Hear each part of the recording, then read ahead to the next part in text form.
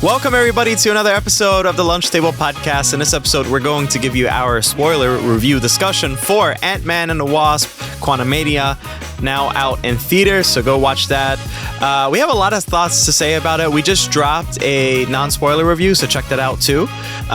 If you're new to the channel, again, we do plenty of reviews, so like and share to your friends. It'll greatly help us out. But Dylan, I know you got a lot of stuff and a lot of notes to say about it, so let's get your thoughts. Remember that scene in The Boys when Homelander was staring at the movie? That was me at the end of the film. I was like... Yeah, that's how I was too. It was, like I said in the non-spoiler review, I was kind of disappointed with it. Yeah, major clash of tone. They made a lot of strange, decisions. I don't know if it's part of the executives' decisions or the writers or the directors. I don't know what it was. But man, it felt like, I don't even know if I was watching an Ant-Man film to me. It felt like a weird amalgamation of like other MCU movies for some reason. Like it started off like cheerful and funny. So it's got like that kind of like Spider-Man No Way Home type of thing. And then it had this big battle at the end and it felt like fucking Endgame or some shit. It was so strange. The characters, I did not give a fuck, to be honest. I could care less if they were stuck in the quantum realm or some like... I know, and then like, and the thing is, nobody died. Like nobody significant died. Oh, you could say MODOK, which we'll get to in a minute, but none of the main protagonists died. So it's like, what was I thought Hank Pym was actually gonna die, and then that was kind of like Hank Pym's like send off. He did have like a cool scene towards the end with the final battle, but I thought it was gonna be like his final. Because he's getting older. It's like you would think that that's his final. He's passing the torch on to Scott. But yeah, what were some of your thoughts watching the movie? Well, for sure, I think the problem is now it's getting to the point where they're having problems probably with the director, the production. They don't have enough time. And also they're trying to come up with these big ideas and set them up and somehow. And I think there's, like you said, a tonal clash and, it's probably tone deaf. Because again, Ant-Man, I don't feel like it's that right character to use in this type of movie. Thank you. I respect the character, but it's like for me, at least for the MCU, he seems like more of a side character. I'd rather see a Disney Plus series starring Ant-Man and the Ant-Man family than I would seeing this, because this was set up to kind of be like this Endgame event. But again, the stakes weren't really there. And I think they probably should have killed off Hank Pym. I don't want that, but I think then you raise something. Then it's like, and maybe Kang kills Hank Pym or something that's like, oh, this guy's a real contender. You better watch out. We might see him later on again. So yeah, and Janet Van Dyne, Michelle Pfeiffer, she's always great to see. Everybody was all right in their roles. I just felt like the setup didn't really go anywhere. Mm-hmm. Well, let's get into some of the more juicy spoilers. So obviously a lot of people are talking about MODOK, and I felt about MODOK how you felt about Taskmaster and Black Widow. Big letdown, man. I hate when like they take throwaway villains and they just recycle them. It reminded me so much of when they turned General Zod into Doomsday in Batman vs Superman. I don't know, it was weird, and like the CGI was so poorly done. I mean, MODOK's already a goofy looking character in the comics, but man, they could have done way better. Like MODOK made She-Hulk look good. That's how bad it was. MODOK looked like our Instagram thumbnails, like stretched. Like that's how bad it was. Stupid. It was like weirdly compressed. I don't know. And then like Darren Cross, like, yeah, I mean, he was fine as Yellow Jacket, but here it felt like so weird having him, and like he was definitely a throwaway villain. Like, you want to talk about throwaway villains? He was definitely a throwaway villain in this movie.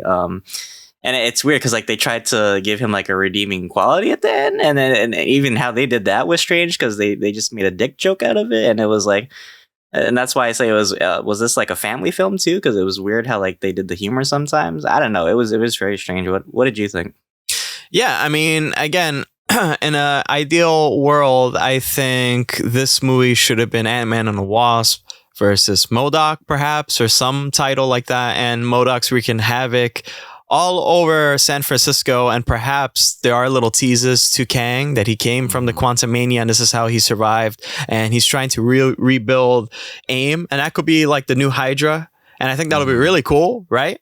But they didn't do that. Again, it's a clash of ideas, it seems, a lot of the time. The CGI was spotty. I think the suit design was kind of... It was hit or miss for a lot of people. I think actually Marvel's Avengers did MODOK better in terms of the design itself. Hey, look, if you recycle characters, that's fine. Because sometimes you have to work with the world building that you're doing. But... in this sense, it didn't make sense because he was just goo. So it's like, I don't really get why they did that, how they did it, but it, it's fine. And the thing is, they already had AIM in the MCU. They had Right. AIM in Iron Man 3, I think it was. So it's like you could have gave him an origin story. Yeah. Just, take that. He already has a similar origin story in the comics. So like, why not just do that and, go with what they did in the comics? I don't know why you had to bring back an old character just to make a new henchman. I thought that was actually kind of stupid, honestly. But yeah, I think he actually would have fit better as the main antagonist because he's a goofy character, and Ant-Man is a goofy character too, so it would have fit.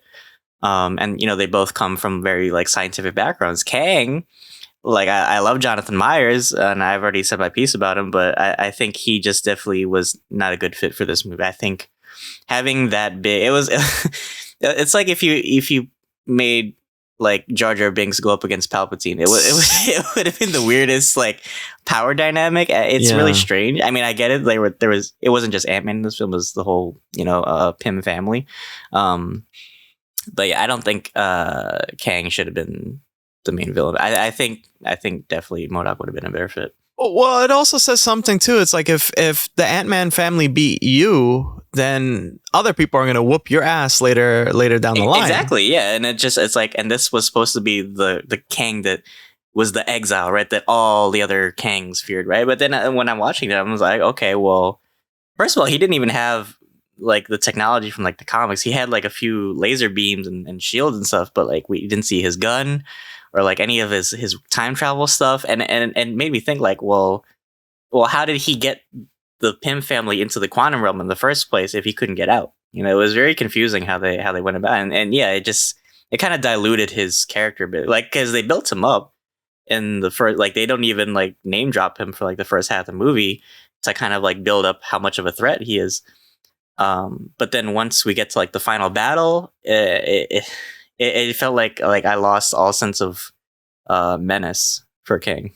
Yeah, and I think how they should have approached his character was to kind of do like a cross between a very intelligent and cunning Negan from The Walking Dead mixed with Marlon Brando's character from Apocalypse Now or something, and make that really deep. Get into it because he's exiled, right? And I think if they had a different set of characters, I think that'll exemplify something deep within the story. And they could fill up with tons of beautiful themes and whatnot. But instead, we got this that is basically a mediocre movie. Popcorn flick, sure. I mean, the first two Ant-Man movies anyway were kind of like... the first Ant-Man was good. The second one, it was really forgettable, to be honest. That's my opinion. And this movie, it was kind of on the lower end of both. But yeah, so what else do you have to say? Well, I've said my piece about some of the cons of this movie, but I think it does have some strengths. I think, like I said before, the world design I thought was really cool, because it feels like you're looking like under a microscope, right? And it feels like really awesome, like seeing like the amount of detail of the world. That's one thing I do think the MCU gets right. It's like the effects and how everything just like looks like so grandiose. The character designs for like the quantum realm people were kind of cool too. I'm not familiar with like some them. I don't know if they were straight from the comics. There was like a telepath dude. We had like this warrior princess too, and some weird like aliens. I don't know if we've seen those from the comics. If anybody knows, drop a comment below. But yeah, and then the whole, it was kind of confusing. It was like they drank this weird like liquid, and apparently they could like understand each other by drinking liquid. I don't know how that works. And the whole the alien talking about like I have holes, like that was that was easily forgettable joke. But I thought they were cool. I thought the designs were cool, and some of how like their buildings were like alive. I thought that was cool. I thought actually the ants, like Hank Pym's ants in this movie, were really cool. Like how they kind of like built their own like cool. civilization, and how they like came back, and then it was like a big force. I was like, damn, where were those motherfuckers in the beginning? They kind of like smoking cigarettes. They were just like the Navi or some shit. They just came in and rolled up. Yeah. They didn't clock in yet. Right, but then that's another thing. It's like okay, so like Kang lost to a bunch of ants. So it's like, why? How did he conquer this whole society? And how did like he not run into the ants too? Right. Mm-hmm. So it was weird. They had some, and there was some moments too where I was like, I kind of like wish like Scott kind of used his giant man form more.